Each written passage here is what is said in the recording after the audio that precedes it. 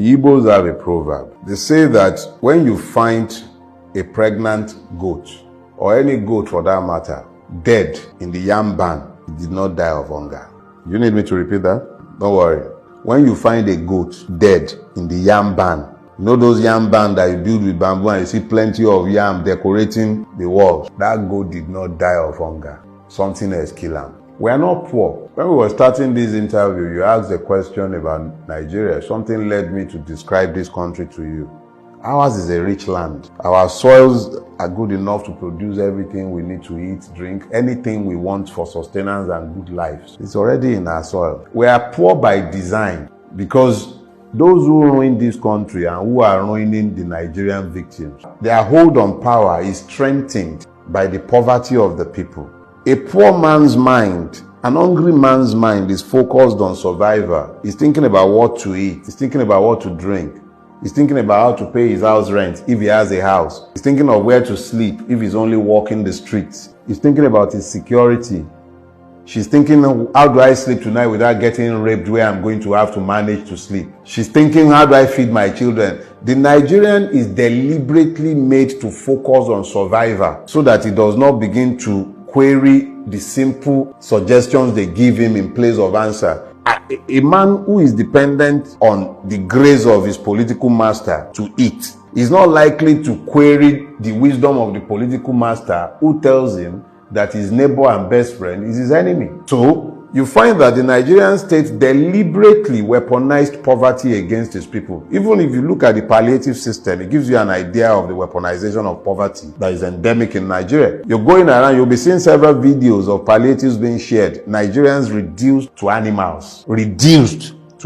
Scooping rice with sand, and we are not declared to be at war yet. You see Nigerians scooping food, hot food, off boiling pots, reduced to animals. In a country where people are flying private jets all over the place. Reduced. You see young men reduced to beggars. So in essence, the leadership. It is leadership. It is the system, the governance system. And please stop using the word leadership. Just say ruiners. Look, if you want to be kind to Nigerian ruiners, call them rulers. Rulers are fixed in the moment. It's always about holding on to power. It's about maintaining hold on power. Those are rulers. Their job is to maintain themselves in power. And that's what Nigerian ruiners are. You can't call them leaders. Leaders see a destination in their mind. When they close their eyes, they can see destinations and they lead people in the direction of their vision. What is the vision governing anybody in Nigeria? None. We're sitting down conceiving of a new road project. By the time you are done conceiving, you find that even the concept is already outdated and obsolete. You are building rail lines that are only fit for the 1960s and 1950s. You are building them in the 2020s. Everywhere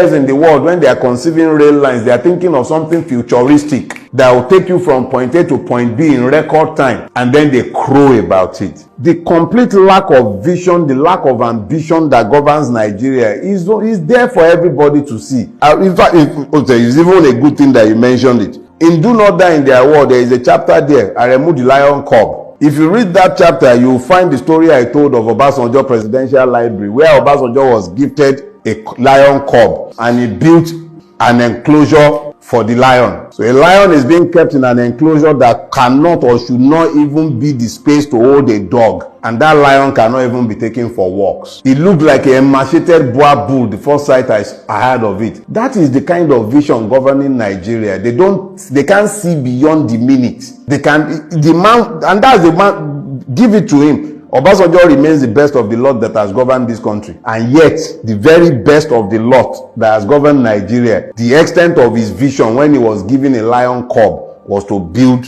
an enclosure there is no more than about 3 by 3 square meters for a lion. Who is going to walk that lion? How is that lion going to get any exercise? Inside the concrete cage. That is the vision governing Nigeria. They cannot see beyond the moment. Pimpish imagination, all of them. What have they built? What do you see in Nigeria that is futuristic outside of their greed? But the realness doesn't stop you from use your words. The realness doesn't stop you from opening business, getting clients, getting customers, or doing what you need to do as an entrepreneur to build it. You see, that is the error right there. Let me take on the toga of the entrepreneur now. Sometimes you don't even have power for days at a time. You're running a business and it is your job to provide energy supply, power supply to your own business. Are you a power company or a tailor? Are you an hairdresser or a power company? And then you have to go and buy petrol at that outrageous amount to fuel your generator.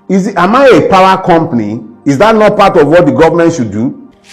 I have Megad permanently. Look, the failure of governance, when I tell you that the poverty is systemic and is deliberate, it sounds highfalutin. We are supposed to be a capitalist country, have you? Or are we communist? We are capitalists. What is the meaning of capitalism? It means that capital is present in the place. You have access to credit. Where is the access to credit in Nigeria? There is no Nigerian bank today that can offer you a loan for less than 20-something%. What business are you going to do at 20-something% that you can pay the bank? What business? What are you going to do unless you are trading? Since when did trading become a productive part of our economy? How many people can you employ in a trading business? Manufacturing is the backbone of any economy. You have to have a manufacturing base. Even if it's an agric economy base, you still have to find a way to work in there. Where is the capital?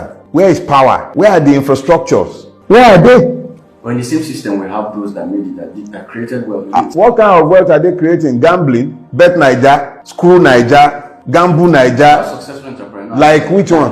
Like Dangote, monopolists. Who create monopolists like the ones that they were busy. Oh, okay, yes, with his new refinery, have you? Very beautiful refinery, churning out millions of barrels of petrol every day. Buhari went and commissioned it, and we were afflicted by life proceedings for hours on end on the day in question. We are a nation of liars. They have created rent seekers who make money from the putrefied system. They erect toll gates based on monopolies. So they make money, and then you're pointing at them as though that is available to everybody else. Look, young people have been reduced to gamblers, prostitutes, Uber drivers. You know how many graduates are driving Uber in Lagos and everywhere else? Because it's about the only way they can become self-employed without being dependent on the system for their livelihood. The easiest way to become self-employed in Lagos is to be able to buy a Corolla. So you buy a Corolla, you become a Uber driver. And then you have to start dealing with the madness of the Nigerian police and all the multiple checkpoints that the state has created to fleece you even more. If it was so nice, if the opportunities were so available, why would everybody be running away? The best and brightest of this country are running every day. They are not migrating, they are fleeing.